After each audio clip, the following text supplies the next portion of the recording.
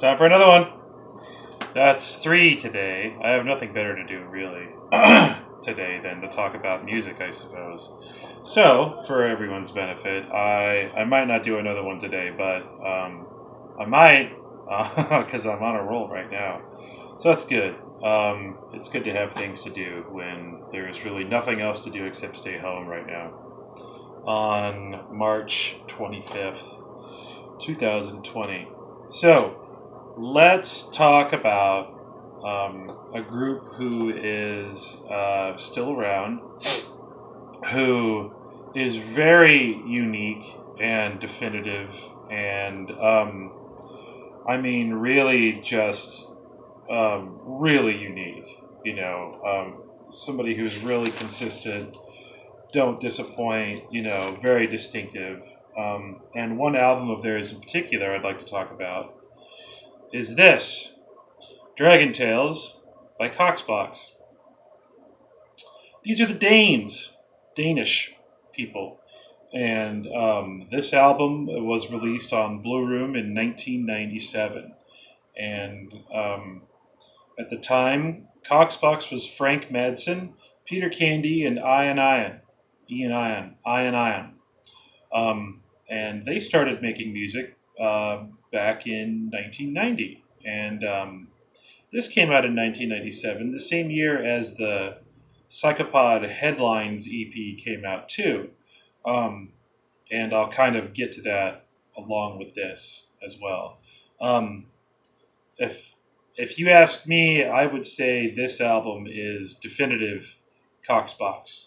The psychedelic sound of them at their apex, in my opinion, um, really, really psychedelic and interesting and odd and distinctive, and that Coxbox sound, that bubbly, detuned melodies with fast, tight, smart drums and energetic soundscapes and bird sounds and you know, just their synth lines, have always been really simple, but also are very really kind of unique sounding, and they just sort of jump at you with the simplicity of how odd they are in a sort of ironic way, if that makes any sense.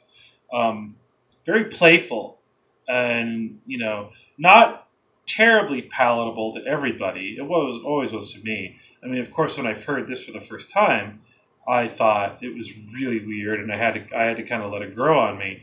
But the fact that it was just so different, um, it really. I mean, I had heard Coxbox before, and then I heard this, and I really like them uh, a lot more for what they do. And so back to the music. Um, Very playful, in that their synth leads are unusual but not completely atonal. They like square waves a lot, in the fundamental uh, sound waves in synthesis. You hear a lot of square waves in a lot of almost every single track. They do something with a square wave in it, and that's cool because square waves are the underdog of fundamental waves, in my opinion. This album is mostly full on with a couple of down tempo tracks. Although I would say no one track is really like the oddball. Not even Dr. Mesmer or Searching for Psychoactive Herbs, in my opinion. Um, they're equally as psychedelic as the rest of it. They're just a little bit slower. I would throw in Searching for Psychoactive Herbs and down tempo sets all the time, to transition into something like Spangle maybe, or something really, deep and trippy. Um, their breakdowns always go somewhere, and they don't disappoint.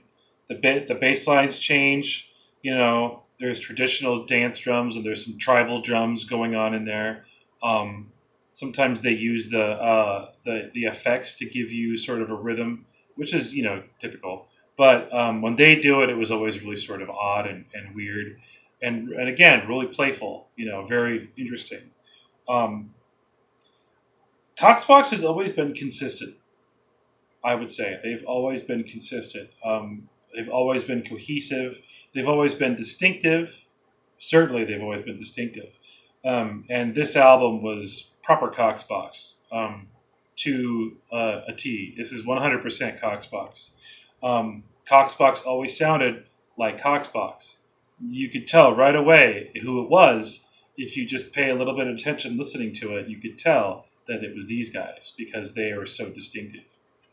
Um, so the same year as this, they had a side project called Psychopod, and the Headlines EP was released on Tip, and that was sort of like the harder, trippier Koxbox sound. Sounded a lot like Koxbox, but just way more trippy and on really hard. I mean, listen to a track like what's it called? Um, oh God, Stop the Carnage. You know, they wrote that one with Ollie Olson. I mean, I love that stuff. It's so hard and weird.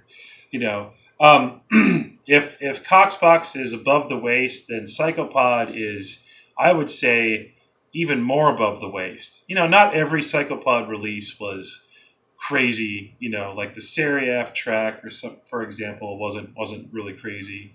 You know, the Fryagram track that they wrote with Graham Wood of Tip was way more dancey and not so odd and hard. You could probably fit in with this pretty well, actually. But at any rate, I'll turn the page. Turn the page. In my opinion, they're notable 12 inches for the time. Too Pure, the Insect Bite on Matsuri, the Stratosphere on Blue Room, and the Forever EP. Those are all, I would say, their most notable 12 inches. This one had Stratosphere's 2001 is a remix of Stratosphere, which was a huge Koxbox 12-inch single from earlier, 96 maybe. And Extreme went on to remix Life Is, and they did a pretty good job of that. And I will get to that now. Koxbox has done some remixes. A lot of people have done remixes of Koxbox. I'd say more of Koxbox than by Koxbox. I'm going to go ahead and say, in particular, my favorite remix that Koxbox did was of Judo Reactor's Feel the Universe.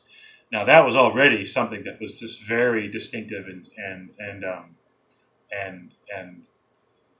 unique. And Koxbox came and remixed it, and they really did justice to it. They took something that was dark and deep and did it the Koxbox way, and it worked out really well.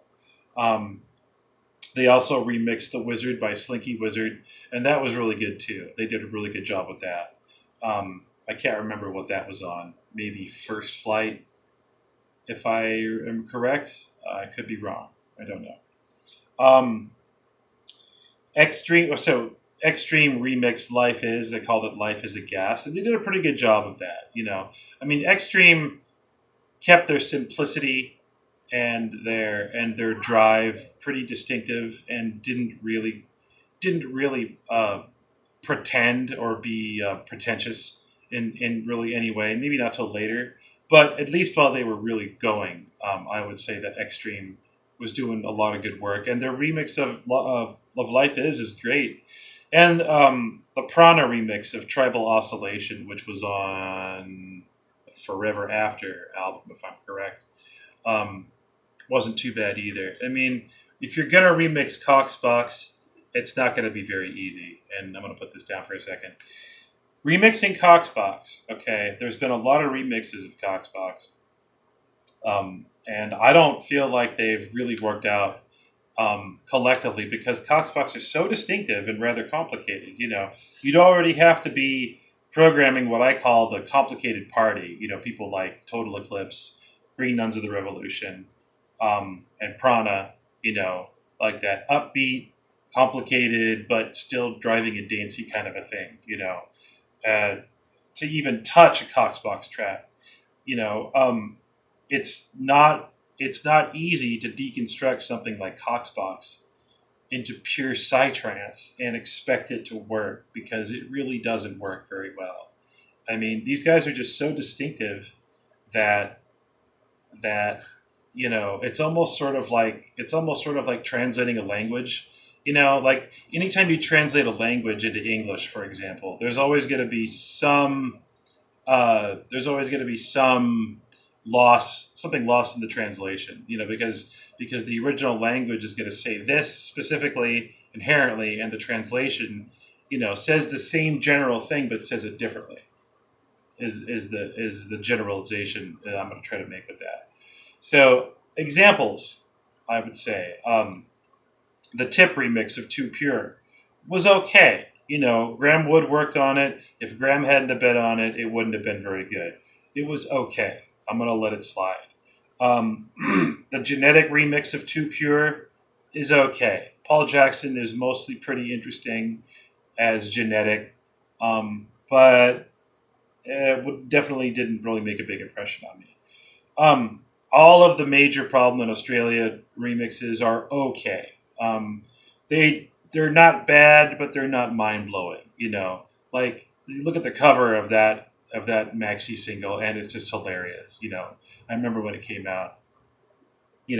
Really the only one that really grabbed me was the extended version of Major Problem in Australia. So I mean, collectively, all of it. Maybe over time, one might become a favorite over the other, maybe. But to me, they're not that great. Now let's get into the really bad ones. There's been some remixes of Fuel On, which was a classic Koxbox signal. The Rost Aliens remix is nothing special. It's really not that special. It's just psytrance. It's generic. The Archon remix of Fuel On, again, very generic. And it's easy to get excited about something like the Transwave Live remix of Fuel On. Again, meh. It's not that great. It just sounds like generic psytrance. You could throw it in with any psytrance mix, and you probably wouldn't even know. It's not that great.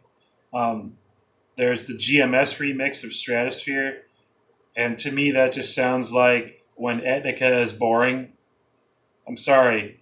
And then the Color Rain, the Dixter remix of Color Rain. Dick Trevor, of course, from Green Nuns. Not bad, but not that great either. They all just sound like generic post-psytrance, and they aren't anything special. And again, you can't deconstruct something like these guys and expect it to just put it into like a generic psytrance structure and expect it to work. And of course, these remixes blew up because, by the time that these kind of remixes were coming out, psytrance was heavily homogenized. It was heavily, dare I say, standardized. It was heavily just kind of dumbed down for the generic masses, and had become really just sort of a memory of itself, and wasn't anything special or anything new. To try to find some sort of hedonistic musical pursuit in the kind of psytrance that's been made after 2003, 2004, or something and beyond, up till now especially. I mean, there's really nothing that's psytrance that's really definitive or impressive, anything that's really not very pretentious. And all of it is very predictable, and in my opinion, is really just unnoteworthy and boring. And I keep going back to these classic releases because this was the stuff that laid the groundwork for the crap that you hear today. I mean, you could almost say the same thing for classic rock. You could say a lot of really, I mean, of course there was a lot of really crappy classic rock too. A lot of it was crap. But the good stuff was really good, and it influenced musicians for decades on, and to go on, and some of them who have evolved and turned genres on their heads and done different, new, and influential things. I'll give credence and credit to where it's due. But I mean, in terms of electronic music, since the mid to late '90s, it's really just taken a turn of just the banal and the very predictable and very, very low expectations. If you have very low expectations, an album like this is not going to impress you. You're going to say, what is going on with this? This makes no sense. It's too heavy. It's way too above the waist. I want low hanging fruit. I want below the waist music that I can just dance to and not think about, you know. And I mean, you can dance to this clearly. There's definitely danceable stuff in here, but what they were doing was, I mean, aside from the fact that they're doing their own thing, what they were doing was definitive in the sense of how far you can take the you can move the gateposts of psychedelic trance and still make it cohesive and palatable, with a very distinctive style. And that's what this album does. I mean, if the cover art doesn't if the cover art doesn't make it look interesting to you enough, I botched that sentence, then I don't know what will. Probably a picture of astral projection sitting in front of the sunset with wraparound Oakleys, which I've talked about before. So, I mean, they're still around. The stuff that they've made after Dragon Tales has been mostly progressive, and it still has the Koxbox flavor, but it's toned down for the times, and you can't really blame them for that because really after the little mid to late '90s, nobody was really making real heavy psychedelic music anymore. Not in the sense that they used to, and so a lot of the big heavy hitters came at around the time that this album came out. And afterward, it just kind of when the party was over, it's the after effects of the acid trip, and what we're left with is pretty much just the memory of the party. And that's sad to say. It would be fantastic if there was some way to take psychedelic music and make it fun again, and make it. There's definitely people who are still doing that. I can't wait for the next Oud album for sure.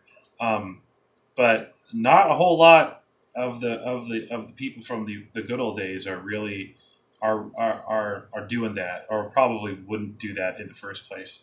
They've moved on to other things because it's this is the heyday of EDM, and is dubstep even being made anymore? I don't know. Hard tech and psy trance, like those remixes I talked about, are really what's popular. Um, and to me, that stuff is just the lowest of the low hanging fruit that you could possibly want. It's just there's no standards anymore. There's no ingenuity hardly at all. And when music is that predictable, it's going to take something that's going to have to be really groundbreaking in order for it to come back to life in some way. And I hope that someday it does. And I'd like to, if some sort of futuristic electronic psychedelic music ever comes to fruition in the future, hopefully I can get the first copy of it, and be first in line to, be one of those people with very high expectations, hopefully not being disappointed. We'll see. I hope. So, at any rate, where to go? Come here. Koxbox, Dragon Tales, psychedelic music. This is a reissue, by the way. I don't have the original anymore, but thank you, Inside Media, for re-releasing this because it's fantastic. It's very distinctive. I highly recommend listening to it. So, all right, that's it for today. I promise. Everyone have a good day. Bye bye.